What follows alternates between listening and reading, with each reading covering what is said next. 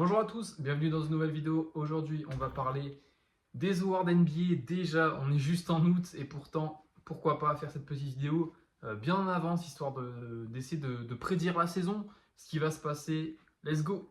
On commence avec, pour moi, la récompense la plus facile à prédire, le Deepoy. Et pour moi, à la fin de cette saison, le Deepoy sera pour Victor Wembanyama. L'année dernière, il était vraiment pas loin de gagner et je pense franchement que l'année prochaine, il va le faire. Pour sa saison rookie, il nous a montré vraiment des choses incroyables, des qualités défensives vraiment hors normes grâce à son physique notamment. L'année dernière, il a fini meilleur bloqueur de la ligue avec 3,6 blocs par match. C'est vraiment des stats énormes déjà. Et c'est quand même 1,2 blocs de plus que le deuxième qui est Walker Kessler, qui est du coup à 2,4 si je suis pas trop nul en maths. Donc vraiment pour moi, Victor il sera encore plus à l'aise aux Spurs en NBA, en défense, il sera mieux que sa saison rookie. Donc franchement pour moi, il n'y a presque pas de débat pour ce Deepoy. Je vois pas forcément notre joueur. Cette année on a eu Rudy, mais pour moi l'année prochaine il n'y aura même pas débat. Pour moi ce sera Victor Wembanyama. On passe maintenant à la deuxième récompense, le Six Man of the Year, le sixième homme de l'année en bon français. Alors là, j'ai vraiment beaucoup hésité. J'ai hésité notamment avec deux joueurs que je vois pourquoi pas prendre ce titre-là. Le premier, c'est Dante DiVincenzo, l'arrière des Knicks. Pour la prochaine saison, il aura sûrement un rôle sur le banc. Et l'année dernière, il a vraiment progressé dans une équipe qui lui fait entièrement confiance. Et je pense dans la seconde unité des Knicks, il aura vraiment la balle, il aura de quoi se faire plaisir, il aura du shoot. Je pense qu'offensivement, les Knicks vont vraiment s'appuyer dessus. Et on l'a vu, un moment playoff, c'est un joueur qui est capable de faire beaucoup de choses. Il est capable de vraiment mettre des gros shoots. Il est déjà champion NBA. Et oui, si vous l'aviez oublié, champion NBA avec les Bucks. Donc pour moi, je pense qu'il aura vraiment de quoi se plaire dans cette équipe. Et pourquoi pas vraiment finir sixième homme de l'année. Mais bon, ça va pas être ma sélection. Ma sélection, c'est un joueur qui était déjà dans les discussions l'année dernière, c'est tout simplement Malik Monk. L'année dernière, il a subi, malheureusement pour lui, une blessure en fin de saison. Et pour moi, ça a un peu entaché sa victoire qui aurait pu se faire. Malheureusement pour lui, on s'en rappelle, c'est Nasrid qui a gagné. Mais les Kings se sont renforcés avec DeMar DeRozan. Et il aura encore la place du coup sur le banc. Il va sortir du banc. Et en sixième homme, Malik Monk, c'est vraiment un rôle qui lui va extrêmement bien également. C'est vraiment une pile, un joueur energizer comme on dit. Et offensivement, Malik Monk, c'est vraiment une valeur sûre. C'est un joueur qui va vraiment tout donner. Et en sortie de banc, il est capable de faire beaucoup, beaucoup de choses. Il a vraiment un gros registre de jeu.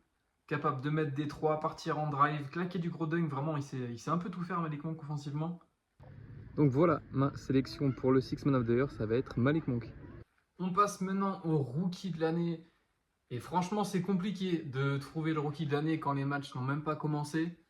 En plus, il y a vraiment pas mal de joueurs intéressants à suivre. Je pense notamment à Rich Shepard, qui pourrait l'être. Après, reste à voir comment les Rockets vont l'utiliser. Est-ce qu'il va avoir beaucoup de temps de jeu ou pas? Également Stephen Castle du côté des Spurs, qui notamment épaulé par Chris Paul, pourrait être vraiment très intéressant à suivre. Peut-être qu'il ferait une très belle carrière bien épaulée. Ça peut vraiment donner quelque chose.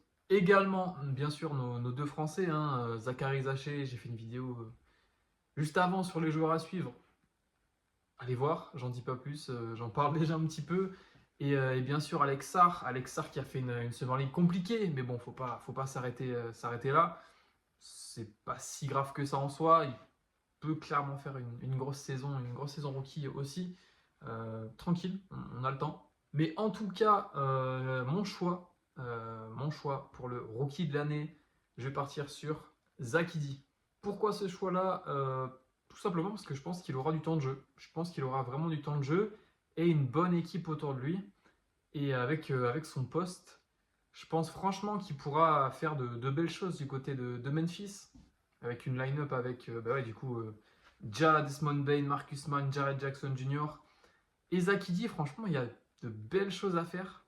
Et c'est clairement un joueur qui peut faire du double-double, pas tous les soirs, mais presque. Vraiment, un gros 10-10, tu vois. Je pense que ça peut vraiment arriver souvent. En plus de ça, si Memphis joue le haut de tableau à l'ouest, ça pourra franchement l'aider dans sa quête du Rookie of the Year. Donc voilà ma sélection. Zach Edey, en plus de ça, il est un petit peu plus âgé que les autres. Il a déjà 22 ans, c'est pas énorme. Mais il y a un petit. Ouais, il a déjà un peu de bouteille. Il a plus de bouteilles que certains joueurs. Donc voilà ma sélection. Après, on est vraiment très tôt dans la saison. Enfin, même pas très tôt dans la saison. La saison n'a même pas commencé. C'est le but aussi de cette vidéo, c'est cool. Mais voilà, en tout cas, Rookie of the Year, pour moi, Zach Edey.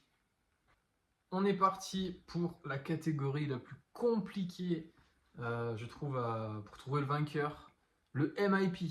Et là, vraiment, c'est quasiment impossible à trouver. Il y a vraiment beaucoup trop de candidats. Après, je trouve que c'est quand même ouais, un award assez compliqué à donner parce que les critères sont assez bizarres, on va dire. Je trouve qu'un joueur qui est déjà bon, c'est assez compliqué de lui donner le MIP, sachant qu'il a déjà fait une bonne saison. Pour moi, le MIP, c'est plus un mec qui sort pas de nulle part, mais un mec qu'on n'attendait vraiment pas, qui justement va devenir bon pour cette saison. Donc pour le trouver, c'est compliqué.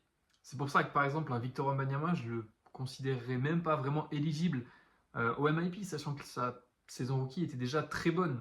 Donc on sait déjà tous qu'il va faire une bonne saison. Est-ce qu'on peut vraiment le considérer comme un joueur MIP? Je sais pas. En tout cas, il fallait bien une sélection et je vais partir sur Jonathan Kuminga. Même si voilà, c'est pareil, le MIP, c'est trop compliqué, donc je vais quand même partir sur lui. Pareil pour Kuminga, j'ai déjà fait une vidéo sur les joueurs à suivre en 2025 et je l'avais déjà mis ici. Voilà, Golden State, compliqué, situation compliquée. Klay Thompson est parti, il aura encore plus de temps de jeu sur l'aile. Donc c'est un joueur qui pourrait clairement exploser. Et justement, pourquoi pas chercher ce MIP? Après, il y a énormément de joueurs qui pourraient être dans la discussion. Josh Giddey qui est parti aux Bulls, même s'il y a il y a beaucoup de guards aux Bulls. Jalen Johnson qui a déjà explosé aussi, mais qui pourrait encore plus, ouais, se montrer davantage. Évidemment, Jalen Williams, mais c'est pareil, hein, est-ce qu'il n'a pas déjà explosé? Pareil pour Quickly, pareil pour ouais, Cam Thomas, même si pour Cam Thomas, ça va être plus compliqué, sachant que ouais, les Nets vont jouer, enfin, c'est même sûr, mais ils vont jouer le bas de tableau. Donc voilà, en tout cas, ma sélection, ça va être Jonathan Kuminga, même si ouais, pour moi, c'est beaucoup trop dur de le prédire. Allez, on passe maintenant à une autre catégorie qui est, comme le MIP, très compliqué à prévoir. Le Clutch Player of the Year. Pareil que pour le MIP, il y a vraiment beaucoup de joueurs qui peuvent le gagner. Je pense à des Luka Doncic, Shai, Anthony Edwards, Damian Lillard, Trae Young, enfin il y en a vraiment énormément. Mais pour moi, comme l'année dernière, ça va être Steph Curry. Pourquoi? Tout simplement parce que je pense qu'il aura beaucoup de situations où il devra gérer les choses et je pense qu'il devra le faire un petit peu tout seul. Donc pour moi, il aura beaucoup de situations clutch à faire. Il devra les faire. On a vu récemment ce que ça a donné à Paris. Il sait faire, ça fait des années qu'il fait ça. Donc pour moi, je vais partir sur Steph, même si comme j'ai dit avant, il y a tellement de joueurs qui pourraient gagner. J'ai beaucoup hésité aussi avec Lillard, pourquoi pas un petit Lillard qui, ouais, je vois, si les Bucks sont bons, il y a aussi, ouais, je pense qu'il y aura aussi beaucoup de situations où il devra l'être. Pareil, Lillard, un des joueurs les plus clutch de ces dernières années, donc il pourrait gagner aussi. Là, c'est vraiment trop compliqué à prévoir. En tout cas, voilà, ma sélection, ça va être Curry, mais là, c'est impossible. On part maintenant pour le coach de l'année. Et ma sélection, ça va être le coach de Philly, Nick Nurse. Cette année, il aura une équipe vraiment compétitive qui s'est vraiment bien renforcée. Pendant l'off-season, on a eu l'arrivée, bien sûr, de Paul George, Gershon Yabusele, bien sûr, récemment côté français, et pas mal de petites arrivées à gauche à droite qui vont bien renforcer l'équipe. Ici, on a un coach qui a déjà été champion, bien sûr, avec les Raptors, on s'en rappelle, en 2019. Il a déjà été coach of the year en 2020. Et on s'en rappelle, l'année dernière, quand tout le monde était là, l'équipe faisait peur. C'était une des meilleures équipes à l'Est en début de saison. Quand Embiid était là, ils étaient vraiment juste à côté des Celtics. C'est une fois qu'il y a eu la blessure d'Embiid qu'ils ont commencé à perdre pas mal de place. Et clairement, s'il y a tout le monde, si tout se passe bien, pour moi, c'est top 2, top 3 à l'Est. Et s'il fait du bon boulot, franchement, coach of the year, c'est pas impossible. Après, c'est pareil, c'est comme le MIP, il y a plusieurs candidats. Joe Mazzulla, par exemple, pour les Celtics. Denio, encore une fois, si le Thunder est tout en haut de la liste. Déjà, si l'équipe est bien placée au classement, c'est un gros plus pour être coach of the year. Donc, je pense que ce sera de toute façon un coach d'une équipe du haut de tableau, premier, deuxième seed. Voilà, mais en tout cas, moi, ma sélection, c'est Nick Nurse. Donc, voilà. On passe maintenant au dernier award, le plus important, sûrement, le Most Valuable Player, MVP. Et pour moi, cette année, si vous regardez les vidéos, vous savez déjà, mais pour moi, ça va être SGA. J'en ai parlé dans ma vidéo des 5 joueurs NBA à suivre en 2025, mais pour moi, ça va être, c'est son année, c'est pour lui. L'année dernière, il était vraiment pas loin, il est passé juste à côté, il a fini deuxième. Dario Kic, il fera sûrement encore une saison autour des 30 et quelques points. Le Thunder sera une des équipes, une des meilleures équipes à l'Ouest. L'équipe s'est renforcée. Il a été dans la All-NBA First Team. Pour moi, c'est son année. En plus de ça, le Thunder, pour moi, ça améliore un petit peu. Caruso, Hartenstein, j'en ai déjà parlé un petit peu dans ma dernière vidéo. Donc, go la check si vous voulez en entendre plus. Mais pour moi, voilà, MVP, ce sera SGA. Après, c'est comme les autres catégories. Il y a d'autres joueurs qui sont susceptibles de gagner. Je pense à Doncic, je pense à Jokic, encore une fois, Joel Embiid s'il n'est pas blessé, Giannis. C'est toujours pareil. Il y a plein d'autres joueurs qui pourraient gagner. Mais voilà, moi, je pense que c'est son année. Donc, je vais partir sur SGA. Voilà, du coup, on a fini avec la petite liste de toutes les personnes qui, selon moi, vont gagner un award en 2025. Dites-moi ce que vous en pensez, qui est-ce que vous aurez mis dans toutes ces catégories-là. C'est ultra compliqué de le faire aussitôt, mais bon, c'est aussi ça qui est cool.